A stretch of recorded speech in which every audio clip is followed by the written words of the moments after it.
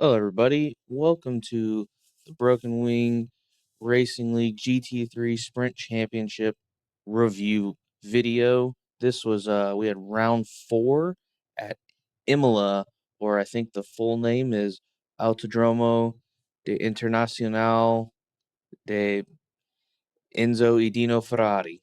I think that's the full name. The Italians love the word Autodromo. Um, they love Enzo and all of his, family. Dino is his son, I believe. Uh, just an absolute legend. Sick name, Enzo.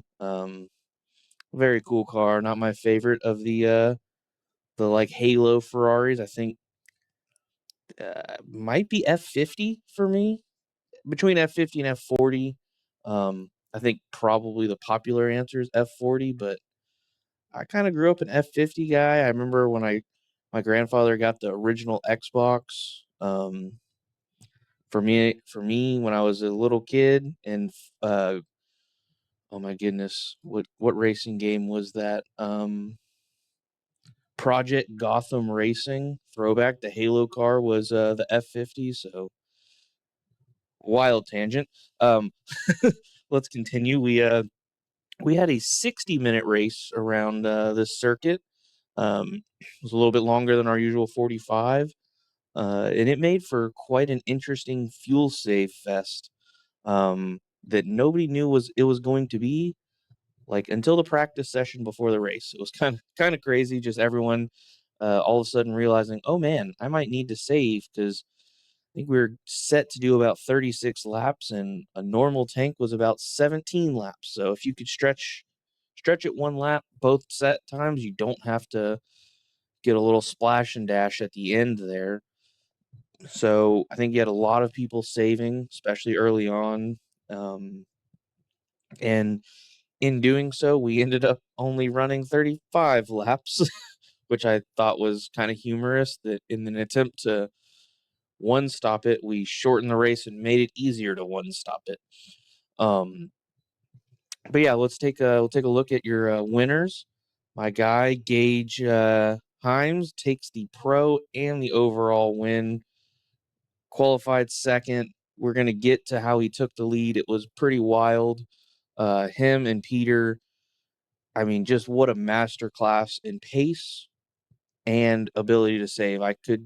I was astonished. They were running times that like quality fuel by myself with like no pressure was trying to do, and they were fuel saving on it. Like unbelievable. Um, yeah, that was what a run. I believe this is Gage's first pro win, first overall win. So mega congrats to him. He's been working hard, and it's awesome to see. Sick livery as always. Your pro-am winner, Elliot Burton. I believe I'd have to look, but I think it was around a top 5 overall. Um, and yeah, like what a run from him. Staved off Jeff. Uh, he, I think, talked about it. He learned how to fuel save at this track with like 40 minutes left to go, um, which is just crazy. Uh, but yeah, so unreal race from him. What a freaking cool livery! All the crazy colors. I'm the biggest fan. So we'll keep on moving. We had AM class winner Jason Daly finds himself back at the top step of the AM podium. I believe watching the video, he had like a top 10 in hand, but ended up getting stopping for a splash at the end, bumped him a couple spots. And I think, and it's gonna be a theme because I know at least one other person had this happen. I think the one less lap than everyone expected caught him out because I think he had it. I think he would have made it, I think is what he said, but got nervous, didn't want to throw away the race. I think he had a pretty good lead because second place Adam Tingle also had to pit. And then me in third was a decent bit behind. I got bullied in the first half and honestly was pretty surprised I was even in contention for an AM podium by the end of it. But yeah, so congrats to Jason Daly, gets another win on the season. Um, And I mean, had pace for top 10. That's pretty amazing. Really, really good stuff. And then a name that we're getting real used to seeing at the top of this rookie class. I think come the break, we're going to start seeing him really push these pros as well, because I believe he's on the podium again overall. First in rookies, Ryan Otis, 499 Racing. What a guy. Class act. Had an incident with Jablonski, kind of spun him a little bit of like just racing, little shit happens. He got the better of it. He absolutely could have, it looks like he could have just taken off. But he held and let Josh get back on track in front of him, didn't take the position that way. So that was good to see. It was really, really classy stuff. And he was in the post race review and was a funny dude as well. So I guess some dudes just have it all.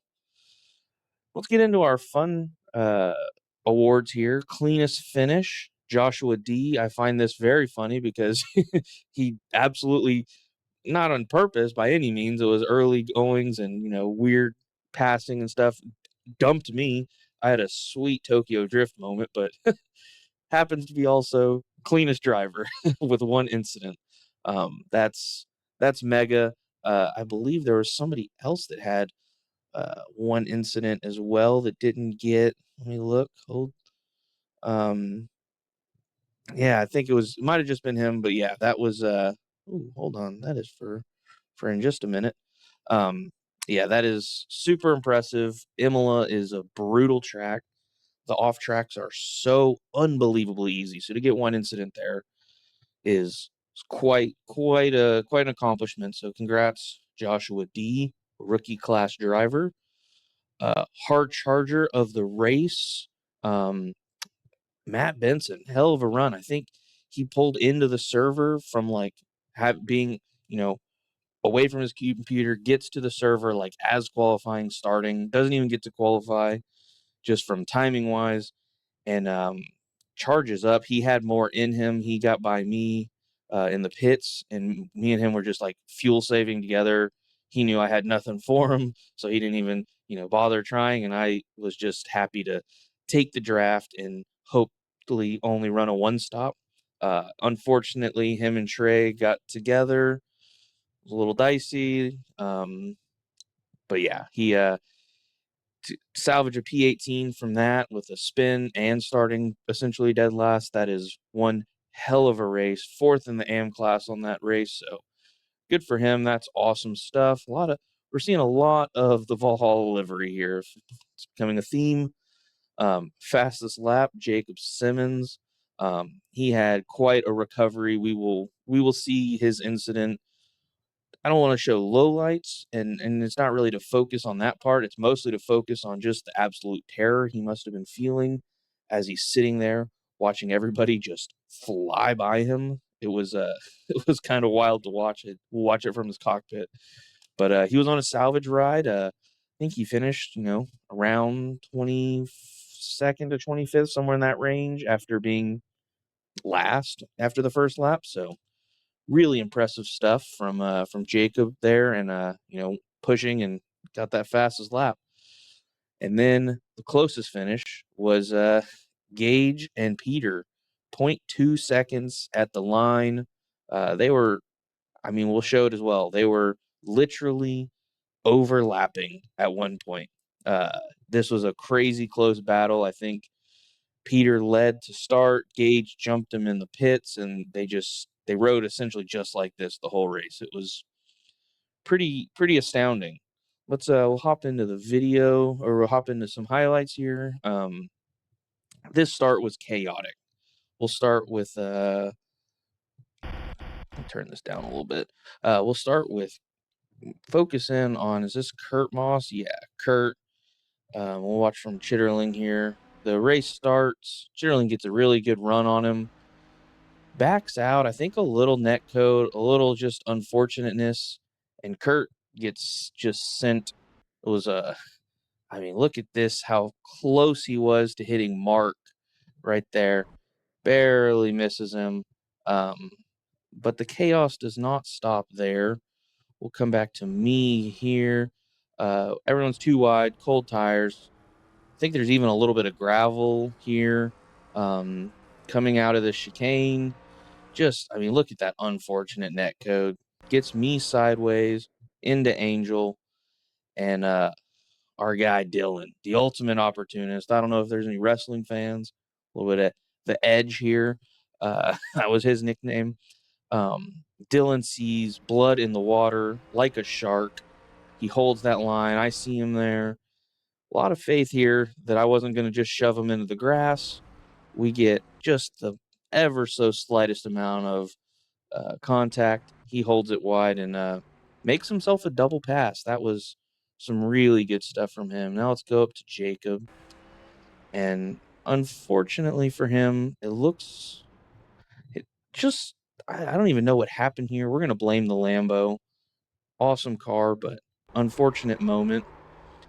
And now he finds himself on the first lap, everybody's jockeying for position, and he just has to sit here. And look at how clean it is. I mean, everyone is making it around except for Lars. Unfortunately, him and Lars, they get into it, and it's quite the punt.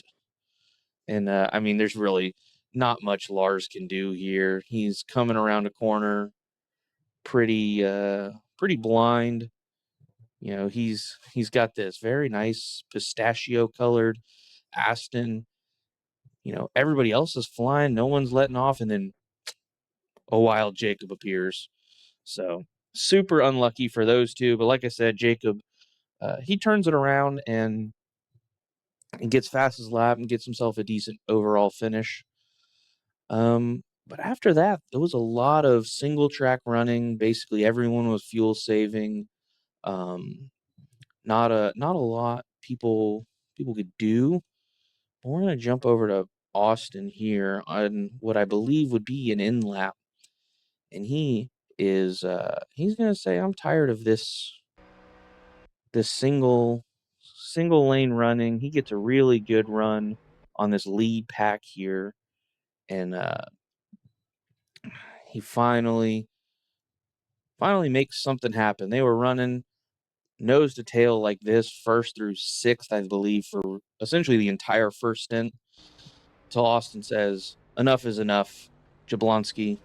I am going to get by you side by side up to this really kind of odd, quick left-hander, but with not a lot of grip." So the fact that on the inside he gets enough grip and drive to get out of it. I had a couple of times on that outside where the person inside just had no drive off the corner. So the fact that Austin got that good of a drive off the corner is that's really impressive. Let's hop up to Gage and Peter. We will go to their pit stop. That would be probably right here. Yeah, we'll run through their in lap. So this is first and second, just absolutely in an absolute dogfight. And this is basically how the race lead changed. Let's get to Gage gets just a slightly better launch. The Aston kind of bogged a little. And look at this, them just running car inside of car. And that's how Gage took the lead. And this is how it went the rest of the race. Peter wasn't able to mount a charge. I know that they both were still saving fuel. Yeah, so let's jump over. We got one last kind of a silly part of the video. We'll look at where is my guy? Mark Foley. He has just had the worst luck the past couple of seasons with cones. Don't know how. Let's see where.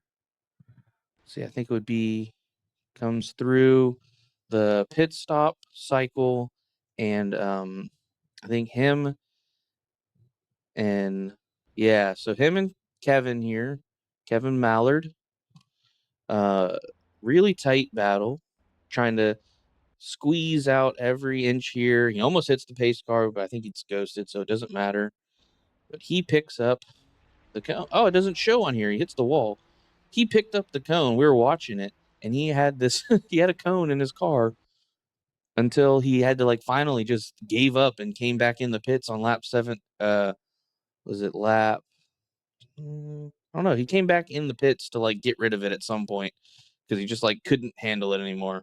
Uh, it was really quite funny to watch the cone just like travel through the car. I don't know why it's not picking up here, but yeah. So Mark Foley, last 2 seasons here and at Magny-Cours last season, is the king of picking up cones.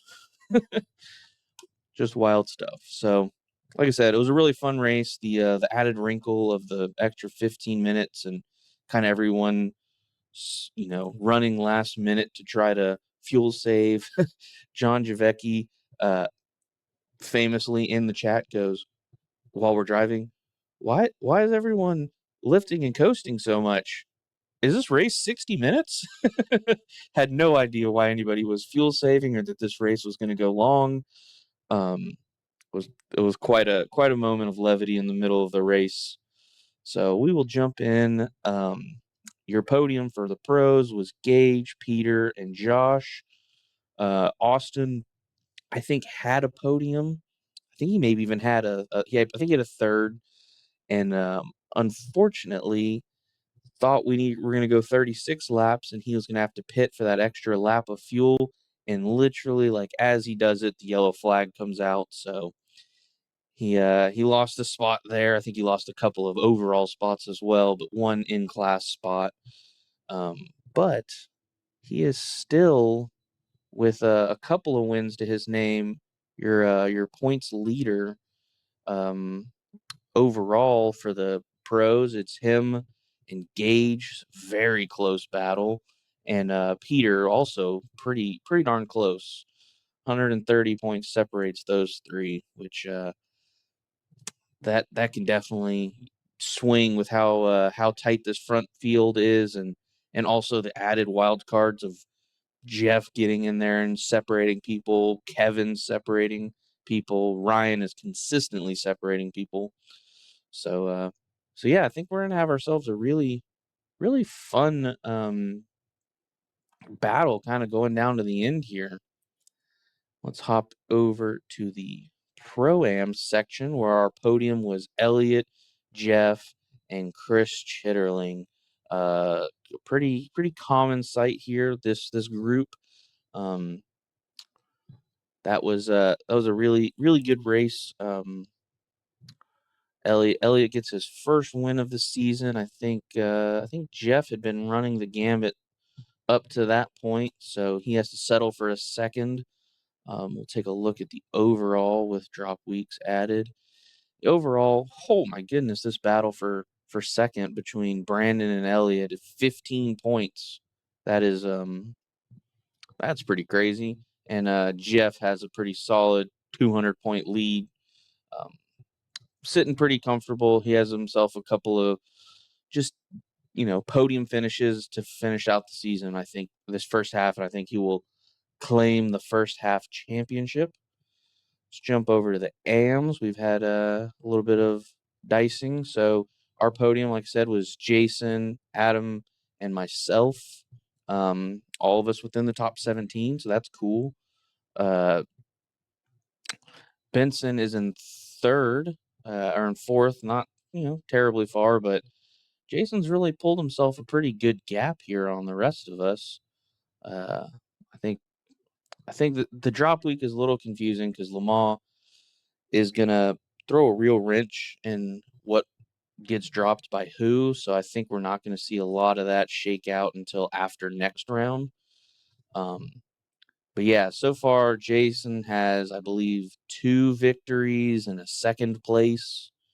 Because I believe Eric won this week. Yeah, Eric won this week. So yeah, 2 victories and a second, and then technically a win as well at Le Mans.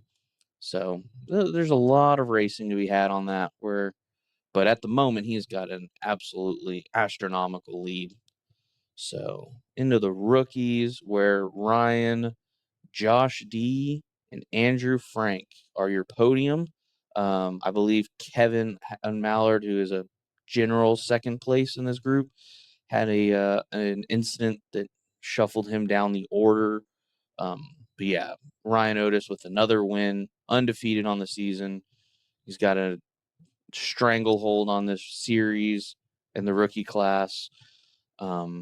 Excited to see him bump into the pros and maybe shake the point standings up there. I mean, there's going to be some close battles, and when he starts taking actual points off of people, anything's possible. Who knows? It'll all come down to kind of who can mitigate him taking points off of them.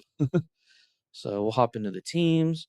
Current leading is Austin Squared Racing.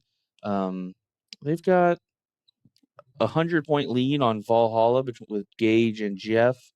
Austin and Jake. I mean, what these top four, really these top three teams here are assembled how I think you would dream assemble a team for the team championship. You got two guys every week battling for a class win. And that way they're not taking points off of each other, and they're always both scoring essentially max or near maximum points. 499 Racing, the slight exception of two of the same class, but a significant class ahead of the rest of their class and the rookies. And they had a tough, I say they had a tough race. They still scored quite a few points. This race with just Control Z. Don't know what the heck happened there. This race was just Ryan being there and not Kevin is kind of hurting them. But we'll see once we get some real drop weeks in how that shakes out. And then one of my favorites, the Constructors Championship.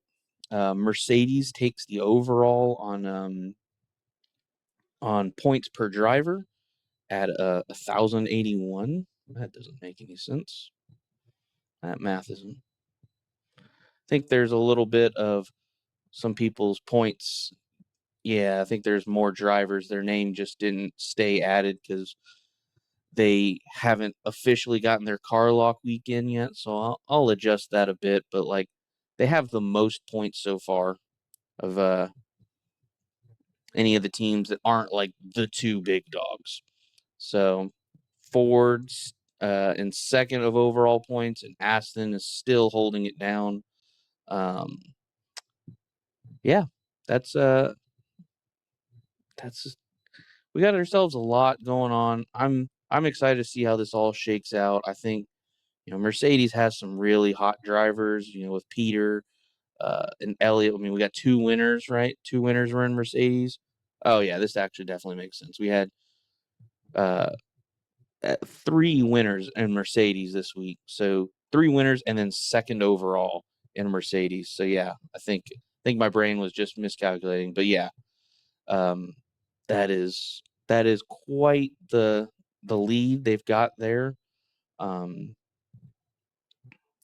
then second being the Lambo with just Jacob trying to do all he can. And the podium is rounded out by the Ferrari with 914 points per driver this season so far. And let's see who's bringing up the tail. It is currently the M4. Nope, it is the Aston. Most drivers, but also bringing up the last. Most points, worst point per driver. That's a funny correlation there. So your current leader, Mercedes. So we'll see if anyone can dethrone them on the points per driver. I don't think anyone can, and we'll see if the Mustang can try and battle the Aston here for just overall points, even with a deficit of drivers. And last but not least, we have your current overall. If like no divisions were anything, this is just straight finishes. It's graded from 301st to 5 points if you get 60th. So your current leader, no surprise, hasn't found himself, I think, off the podium yet. Ryan Otis. He's got a 25-point lead on your tied for second, Austin McGill and Peter Flanner. Then tied for fourth, teammates Jeff Koffold and Gage Himes. That technically rounds out your top five. Notable, Mark and Jacob both over the 1,000-point mark. That's super impressive. It's my show, so I'm going to highlight me in 14th, tied with Kurt Moss, who is very fast, has just unfortunately had some misfortune, ahead of Trey Mistack. So I'm going to take it. I don't care that he does last to first, and that is probably why he is behind me. Don't care. I'm going to take the victory. And then the reason for all of this, Dylan finds himself in 13th on a little bit of an island, 60 points behind fellow draft Punkian Elliot Burton, and 35 points ahead of fellow Texan me. So that is it's a fun little deal. I enjoy keeping track of it. We will get to crown a side pot overall champion come the end of this. So I think that's all we got. Thanks everybody for tuning in. This one I believe is going to go up on my channel starting very soon, though.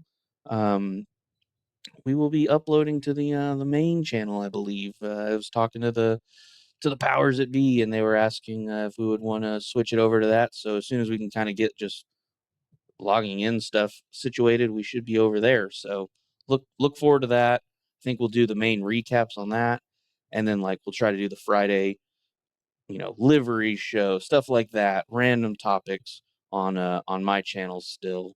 So yeah, with all that being said, I look forward to a great week of racing. Tuesday, the Falcon Series at Nords. I one day will look up the rest of the schedule. Wednesday, ARCA. Thursday, V's and Rays. Friday, F4. Sunday, GT3, round 5 at Algarve, aka Portimao. Looking forward to it.